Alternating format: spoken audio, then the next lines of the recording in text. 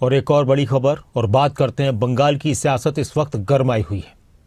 चुनाव आने वाले हैं और चुनाव से पहले बीजेपी का भी पूरा फोकस बंगाल पर है।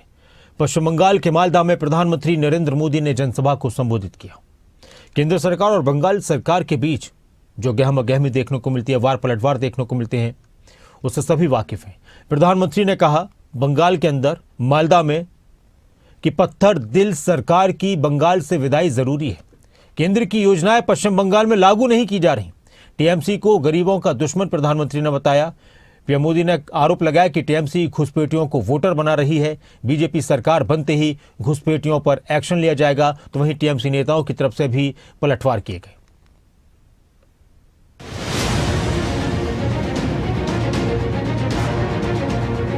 पश्चिम बंगाल में सियासत का पारा चढ़ गया है। सबसे पहले देखिए इन तस्वीरों को। पीएम मोदी पश्चिम बंगाल के मालदा पहुंचे। हावड़ा से गुवाहाटी के बीच चलने वाली भारत की पहली वंदे भारत स्लीपर ट्रेन का उद्घाटन किया। इसके बाद पीएम पहुंचे एक सियासी मंच पर। मालदा में पीएम मोदी ने जनसभा की तो निशाने पर ममता बनर्जी की सरकार को लिया। पीएम का प्रहार टीएमसी को बताया पत्थर दिल सरकार। ऐसी पत्थर दिल सरकार, ऐसी निर्मम सरकार, ऐसी सरकार की बंगाल से विदाई जरूरी है।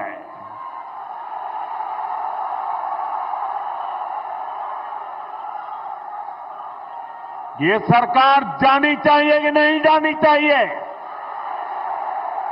ये निर्मम सरकार जानी चाहिए कि नहीं जानी चाहिए? मैं चाहता हूं पश्चिम बंगाल के लाखों परिवारों को भी ये मुफ्त बिजली योजना का लाभ मिलना चाहिए। आपके घर का बिजली बिल भी 0 हो जाए, लेकिन गरीब का भला करने वाले ऐसे सारे कामों को यहां की टीएमसी निर्मम सरकार आगे नहीं बढ़ने देती। बंगाल में विकास बनाम भ्रष्टाचार की जंग। मैं चाहता हूं बंगाल के हर बेघर के पास उसका अपना पक्का घर हो। यहां की लाखों बहनों को नल से जल मिले। जो असली हकदार है उन्हें मुफ्त राशन मिले। क्या बीजेपी ने घुसपैठ को बनाया है सियासी एजेंडा?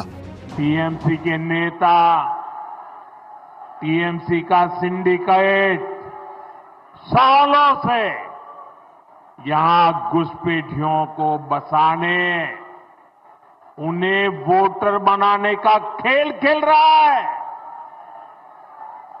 जो घुसपैठिए हैं वो गरीब का हक छीनते हैं,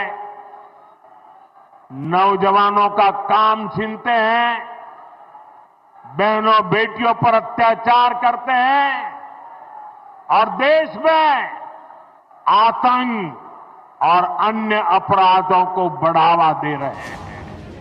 इधर पीएम ने ममता सरकार पर तीखा किया तो टीएमसी की तरफ से भी पलटवार हो रहा है। बंगाल की सियासी पिक्चर में स्पेशल इंटेंसिव रिवीजन बड़ा मुद्दा बनकर सामने है। चुनाव आयोग ने एसआईआर की समय सीमा बढ़ाई है। एसआईआर पर दावे आपत्तियों की आखिरी तारीख 19 जनवरी है। टीएमसी ने अल्पसंख्यक वोटरों के प्रभावित होने का आरोप लगाया है। टीएमसी का आरोप है कि वास्तविक मतदाताओं के नाम हटाए जा रहे हैं, जबकि बीजेपी का आरोप है कि टीएमसी घुसपैठियों को वोटर बना रही है। और वो क्या करप्शन का बात कर रहा है?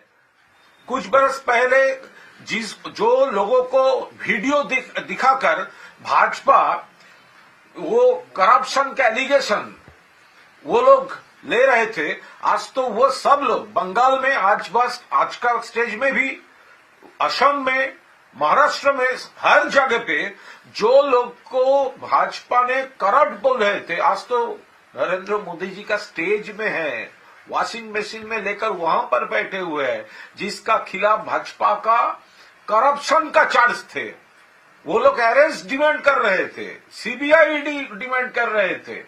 तो आज तो वो नरेंद्र मोदी जी का स्टेज में है। ममता बनर्जी जी को मैं कहना चाहता हूं, ये राम और रहीम की कहानी नहीं, ये रोहिंग्यान की कहानी है। आप रोहिंग्यान को बचाना चाहते हैं, बांग्लादेशियों को बचाना चाहते हैं। आप बांग्लादेशी घुसपैठी और रोहिंग्याओं की संख्या के आधार पर जीतने का प्रयास कर रही है, मगर याद रखिए ये चेतावनी है भारतवर्ष का। भारत को खंडित करके, बंगाल को खंडित करके आप कभी विजयी नहीं हो पाएंगे। कुल मिलाकर पश्चिम बंगाल में विधानसभा चुनाव से पहले सियासी जंग तेज हो गई है। एक तरफ प्रधानमंत्री मोदी विकास, भ्रष्टाचार और घुसपैठ के मुद्दे पर ममता सरकार को घेर रहे हैं, दूसरी तरफ टीएमसी एसआईआर को लेकर चुनाव आयोग और बीजेपी पर हमलावर है। वोटर लिस्ट से लेकर घुसपैठ तक हर मुद्दा चुनावी हथियार बन चुका है। ब्यूरो रिपोर्ट, खबरें अभी तक।